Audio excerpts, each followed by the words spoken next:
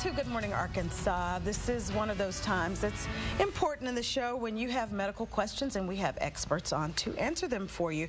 Dr. Thomas Wallace of the Heart Clinic, Arkansas, is here today to talk about matters of the heart. We know that there have been so many advances in technology to not only help improve the quality of life, but help people live longer, right? Absolutely. Okay, well, thank you so much for being here. It's his first time, and we're going to get right to the questions. We have Trudy from Pine Bluff on the line right now. Good morning, Trudy. What's your question? Good morning, Pamela. Dr. Wallace, my question is in regard to heart murmurs in children.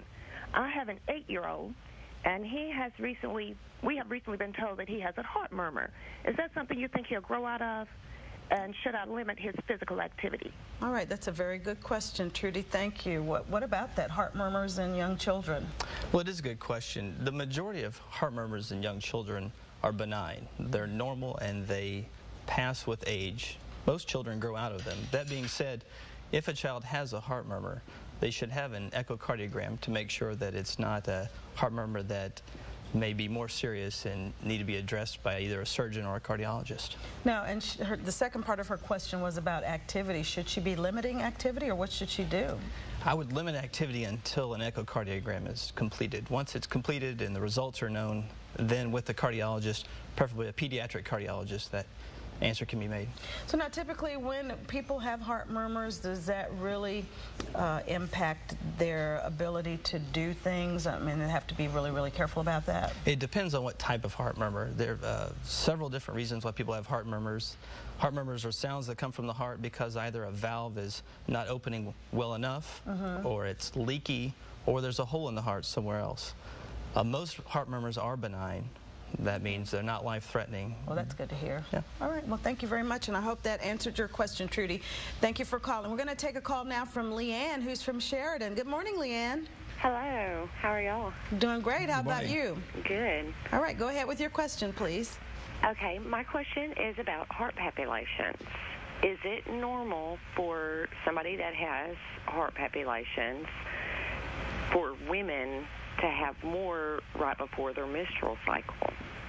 Okay, thank you, Judy. Leanne, excuse me, before we get into that, explain, if you don't mind, what a heart palpitation is. Sure. So a heart palpitation, okay, is the sensation that people feel when either their heart beats irregularly fast or irregularly slow, or they have skip beats or extra beats. Most heart palpitations are, again, normal, and most people have heart palpitations. That being said, it is common for women to have more palpitations around the time of their menstrual cycle, and it's a normal occasion. So nothing to be worried about there. No. Okay. All right. Thanks. All right. Miss Judy's on the line now from Hot Springs. How you doing today, Judy? Hi. How are y'all today? We're great. You want to go ahead with your question? Yes. I take Tickelson for AFib. Yes. And I still have spells where my heart might go 300 beats just in a, like a split second. And I just wondered what you thought about that. Okay, well, thank you very much for your question. And here's another one for us lay people. Please explain what AFib is, and then go into the answer for her, if you don't mind. Sure, absolutely. So atrial fibrillation is an irregular heart rhythm that comes from the top chamber of the heart that causes people to feel their heart race.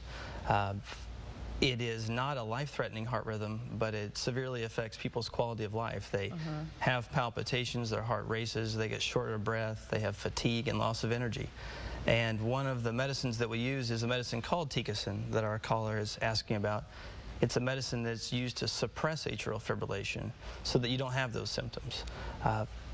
It is effective most of the time, but there are times when the medicine doesn't work as well as it should, and people still have palpitations while on Tickelson. Okay, well, thank you very much, and thank you to all of our callers this morning. A question for you now, if you don't mind. When should people start becoming concerned about heart issues? I mean, is there a certain age that we need to be more engaged in terms of getting checkups and that sort of thing? Well, that's a good question. It really is based on their risk factors. I think a normal, healthy 35, 40, 45-year-old person doesn't need to seek screening for heart disease except every 5 years, just to make sure that their blood pressure is controlled, their cholesterol is controlled, and to reinforce a healthy lifestyle of diet and exercise. If, however, anybody begins to have symptoms of shortness of breath or lightheadedness, chest discomforts, any of those things, then it's important that they see their primary care physician and, if needed, be referred to a cardiologist. Like you, right? Yes. Okay, all right. Well, thank you so much for being here to answer questions. Right. Well, thank you. And we remind you that Dr. Thomas Wallace is at the Heart Clinic, Arkansas, on Canis Road. I'm sure his staff will be happy to help you navigate through any concerns you may have about your heart or heart-related issues. The phone number to call is 255-6000. Again, thanks so much for being here. No, thank you very much. That didn't hurt at all, did No, it? it didn't. All right. Thanks so much.